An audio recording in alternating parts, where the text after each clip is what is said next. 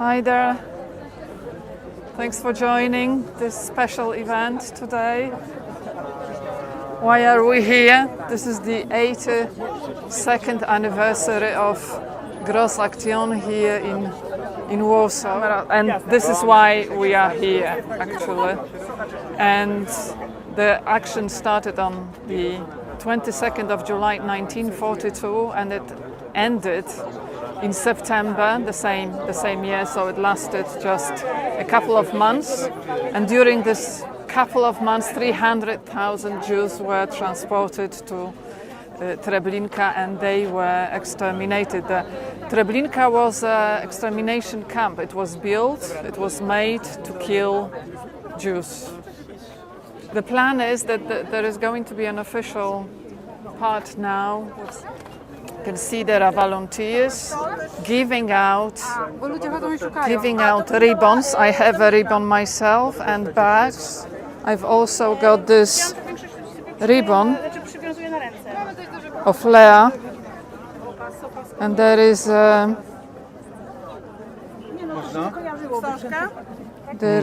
I think this is Hebrew probably. Czy to jest w Hebrew czy w Yiddish? Alfabet hebrajski jest tak samo jak Yiddish, więc prawdopodobnie nie ma tu różnicy. Okej.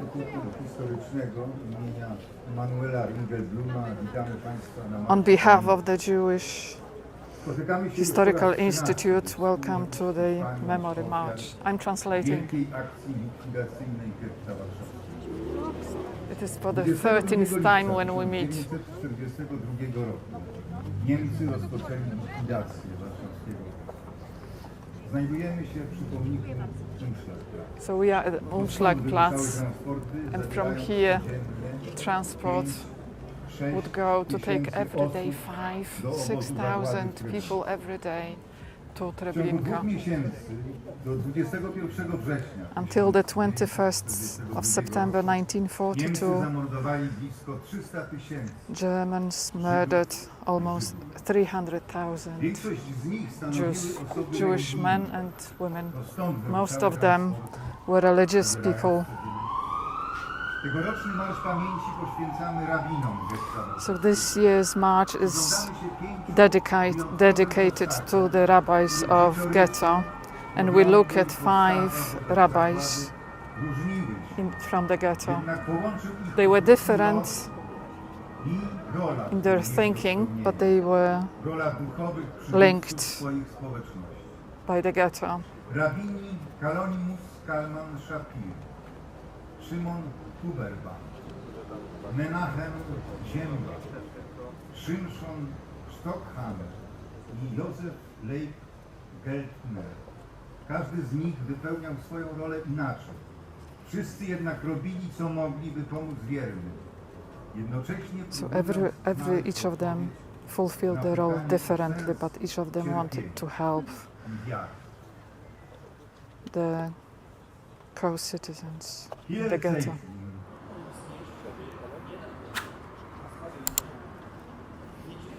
You can see this is exactly the place, this area here. It was fenced on both sides, and the Jews were kind of transported here, and from here there was a train station behind the building, a little train station that used to be a cargo station, but in 1942, in July 1942 and earlier and a bit later, Jews were taken, behind this building, and they were taken to Treblinka. Now the person that you can see here in the tie is the ambassador of Israel.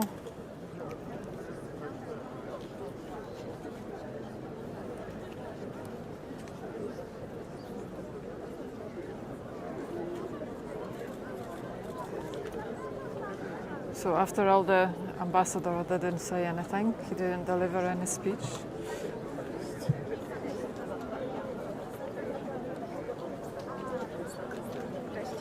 I'm very close to them, actually, 5 steps. It's Marian Turski, the one who survived. There are some politicians in the back. Now the march has begun. Let me show you the crowd. Right, so one of the 5 rabbis mentioned, and one of the 5 rabbis that the march is dedicated to is Menachem Ziemba. Menachem Ziemba was the only one from the 5 rabbis who was born in Warsaw. He was born in Warsaw, Praga in 1883. His parents orphanaged him when he was quite a small boy, and he was brought up by his grandfather. And he was a child prodigy. He was very gifted. He was very much into religious studies, as well as he had some literary talents. And his grandfather acknowledged his talents, and he had a plan to marry Menachem to a wealthy family, because they weren't that wealthy, and he succeeded. Menachem married to a family he married a girl of a daughter of a wealthy local merchant in Praga, and when he was only 18, and so it was 1901, and he moved to Brukowa Street, which is now Brukowa 34, and he lived there for quite over 30 years actually, so quite a long time. And his father-in-law, he was quite happy with Menachem being such a talented, religious, almost scientist, and a talented man, and he provided funds to Menachem so that he could continue his studies, and he could write novellas and books until the father-in-law died, and then Menachem had to he had to support the family. He had to go behind the counter and start working.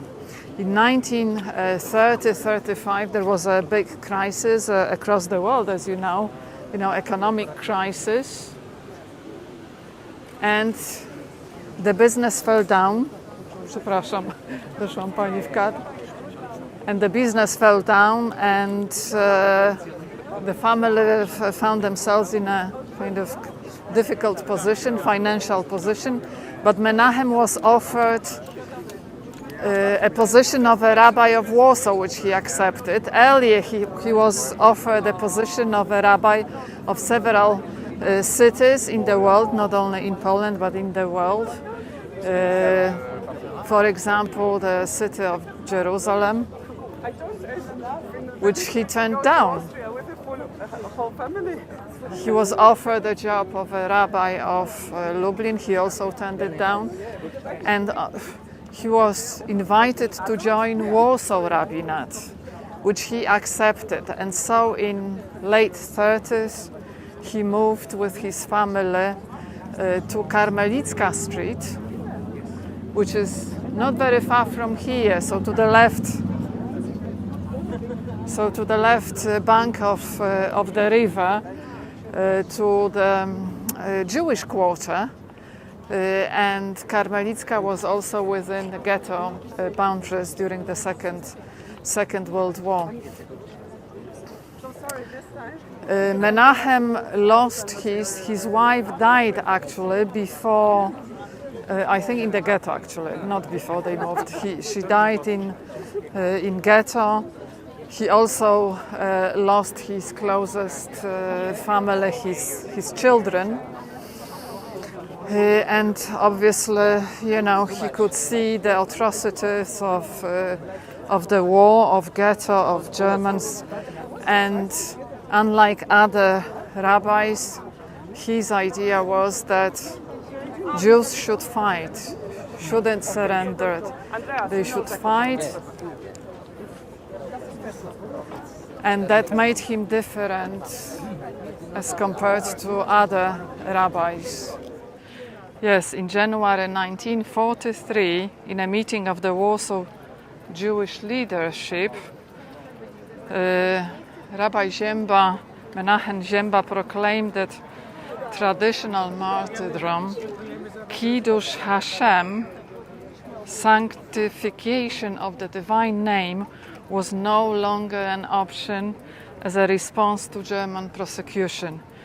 He stated that sanctification of the divine name must be done through resistance to the enemy. He said to the group of ghetto leaders, and this is quote, "In the present we are faced by an arch foe whose unparalleled ruthlessness and total annihilation purposes know no bounds. Halacha, i.e. Jewish law, demands that we fight and resist to the very end with unequal determination and valor for the sake of sanctification of the divine name." Menachem Ziemba was killed in the second or the third day of Warsaw Ghetto uprising in April 1943. He was killed when he tried to cross the street, run through the street from the hideout, from the bunker where he was hiding with his daughter and his grandson. And he was shot by Germans. And he was buried basically in the yard where he was shot. And in 1958, upon learning that the Polish government was about to rebuild the area of the ghetto and build blocks like these blocks, his nephews who survived the war, they came from Israel and they exhumed the remains. It took them a while actually to identify the place where Menachem Ziemba was buried, because the area looked totally different. All the landmarks were gone, because the area was just basically after the war ruins, rubbles. But they managed to identify the place where he was buried, and they took his remains to Israel, to Jerusalem, and he was buried there. His body was flown to Israel, and after a funeral attended by tens of thousands of people, he was finally laid to rest on Ha Hamenuchot. Well, apparently he wrote 10,000 pages ready to be published, and the manuscript was hidden in his flat in his house in Karmelicka Street, but everything burned down during the uprising and after ghetto uprising and after the uprising. What survived was his 3 works that he wrote, and they were published. One is called Tocos Chaim, written in honor of Rabbi Ziemba's father-in-law, who died in 1920. The other was written in the memory of his father, and the third work was basically a collection of his son's novellas. His son died very early. He was only 19, but he was also very talented, and he managed to write quite a few novellas, and so his father published it. So I feel personally attached to Menachem Ziemba by location, because I live in Praga, Warsaw, Praga. And yeah, and he lived there. Okay, let me see how many people are there. So I think there are more people now. At least it seems there are more. So yeah, life was difficult, and people looked for comfort. People turned into rabbis. But it was also very difficult to experience religion, to see what was happening and still believe in God. So while some people deepened their knowledge, their belief, the religious faith, some others basically turned against the God and stopped believing, because how could God allow that? That was the argument. So God didn't exist, probably, some of them claimed. And there comes another, I think Shapiro was the rabbi who actually developed a concept, and it is one of the rabbis that, again, the March is dedicated to. So Shapiro developed a concept that the God is suffering together with Jews. He's crying, he's in pain. So he is together with the Jews, but his pain is so severe, he has to hide, actually, he has to hide. He has to live in disguise because he cannot show other people that he's in such a pain, because that would devastate the world. So what could Jews do? Jews could help God by crying with him or for him, by taking some pain from the God, and thus saving the world. So that was the concept that Rabbi Shapiro developed, totally different from what Menachem Ziemba was claiming. We know all this from Emanuel Ringelblum's archive, because the sermons of Shapiro were actually included in the underground archive of the ghetto. We're going to Dzielna Street, when one of the rabbis lived, Shapiro, that I just talked about, and he was a great speaker. His sermons were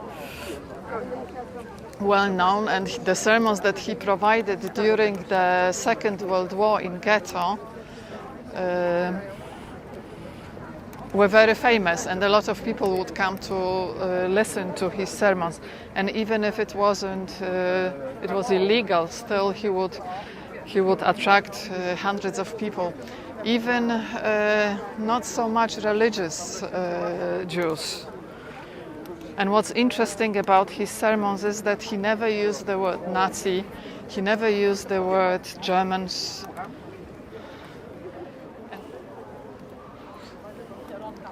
An anecdote connected with Rabbi Shapiro is that he was also interested in biological medicine, and he advised medication and therapy, and he had a gift in this direction.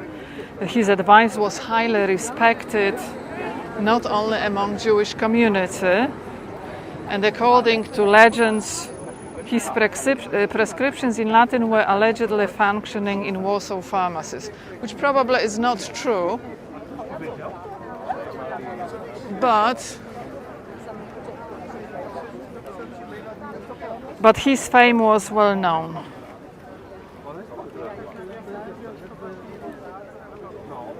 So we are in the area that used to be